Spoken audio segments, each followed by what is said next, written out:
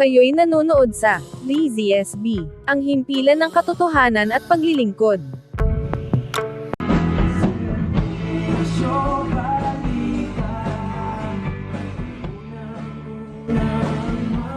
Dalawang lalaking may dalang droga at baril, arestado sa checkpoint.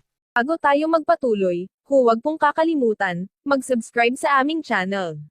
Ang Serbisyo Balita Live Online. Upang kayo ay ma-notify, sa tuwing may bago kaming mga uploaded videos. Dalawang lalaking magkaangkas sa motorsiklo ang sinite sa isang COMELEC checkpoint sa kahabaan ng National Highway Barangay Parian sa lungsod ng Calamba, dahil nakasuot ito ng tsinelas.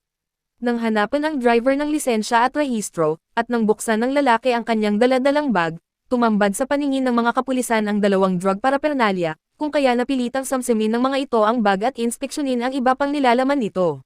Dito na nakuha ang nasa 400 gramo ng hinihinalang shabu na tinatayang nagkakahalaga ng 2.7 milyong piso. May nakuha pang isang kalibre 40-5 na baril at isang Magnum 22 na pistola. Bago pa man tuluyang maaresto ang driver ay pilit nitong tinangkang tumakas, at anlaban pa sa mga pulis.